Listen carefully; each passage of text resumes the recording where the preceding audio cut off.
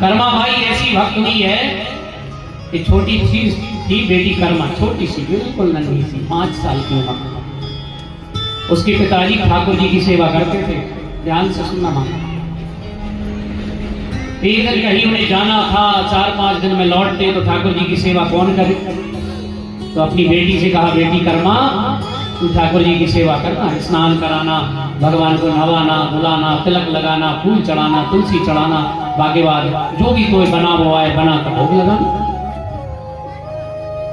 5 साल की बेटी कर्मा कहने लगी, पिताजी चिंता मत करो, मैं पूरी सेवा करूंगी ठाकुर जी। वो बेटी एक बात का ध्यान रखना, जब तक भगवान ठाकुर जी खा ना ले तब तक तुम मत खाना, गांठ बांध ली वहां। क्योंकि छोटे बच्चे अबोध होते हैं, उन्हें अच्छे बुरे का ज्ञान नहीं होता। और कर्मा बाई ठाकुर जी की सेवा करने लगी। प्रातः काल स्नान कराया, पिता तो चले गए, चंदन लगाया, जैसे तैसे टेढ़ा मेढ़ा लगा ठाकुर जी को। अब जैसा भी है, कहती भी जाए, बड़बड़ाती जाए, महाराज अब जैसो भी है तुम स्वीकार करो, मुंह को आवे ना।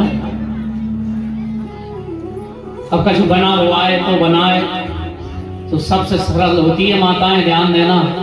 कोई ये कछु बना वो ना आए तो खिचड़ी बना लो, चावल मिलाओ, दाल मिलाओ, नमक डालो, शक्कर डालो, जो भी है, बन गई खिचड़ी। खिचड़ी बना के और थाली सजा के ठाकुर जी के सामने रख दी और बोले, पिताजी पर्दा लगाते थे तो लगा दिया, पर्दा लगा दिया। अब बार बार पर्दे को खोलती है, बार बार लगाती है, फिर खोल लेती है, फिर लगाती है, खिचड़ी ज्यों की त्यों।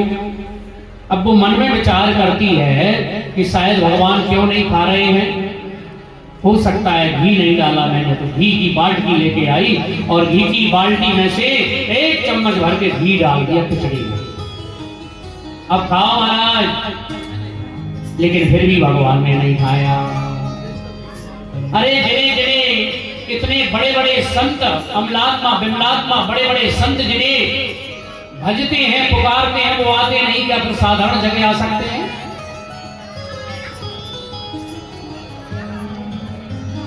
कर्मा भाई जब भगवान नहीं आए तो कहने लगी, महाराज ए बाबा मारो गांव गयो है। अब तो क्रोध करने लगी कि महाराज 2 बजने को है, मेरे बाबा ने कही है कि जब तक ठाकुर जी भोजन ना करे तुम मत करना, मैं भी भूखी हूं आपकी वजह से। लेकिन सोच रहे हो कि बाबा के हाथ का भोजन पाते हो, मेरे हाथ का नहीं पाओगे। लेकिन सुनो प्रभु, ए बाबा मारो गांव गयो है, ना जाने कब आवे गो, उनके भरोसे बैठो रहो तो भूखो ही मर जाओ। भगवान से कह रही है, मर जाओ भूखो।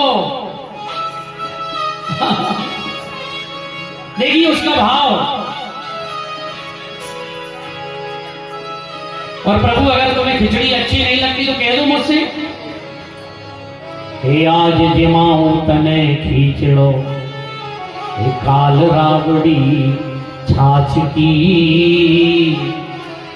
आज मैं खिचड़ी बना के लाई हूं, लेकिन प्रभु आज खिचड़ी खा लो थोड़ी बहुत, अच्छी भले ही ना लगती है। लेकिन कल मैं क्या बनाऊंगी? बोले रावड़ी। रावड़ी जानती हो भैया काहे से के?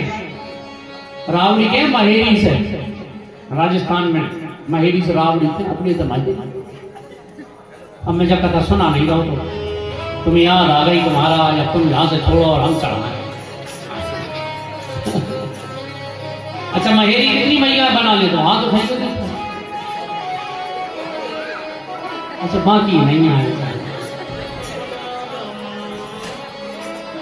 अच्छा हम लोग आश्रम में पढ़ते थे जाओ, तो हमारे गुरुजी ने हमें सूत्र बताया था भोजन बनाने को सूत्र, वो भी तुम सुन लो जो ना बना पात हो। सबसे पहला सूत्र है खीर कड़ी टारे की। खीर और कड़ी जितना टारोगे बेटा उतनी बढ़िया बनेगा। ध्यान रखिए। मैया तुम भी जो सूत्र सुन लो वो याद आ गया। बोले खीर कड़ी टारे की, बोले खीर कड़ी के लिए जितना टारते रहोगे घुमाते रहोगे उतनी बढ़िया बनेगी। और हमने कहा गुरुजी दाल, बोले अंटारे की दाल, दाल में चम्मच मत डाल दे, नहीं बने बने। ये सूत्र है, तो ध्यान रखना। कर्मा कह रही है, हे आज जिमाऊं तने खींचड़ो काल राबड़ी छाछ की, और जीमो मारो श्याम धनी जिमावे बेटिया। प्रभु जीमो।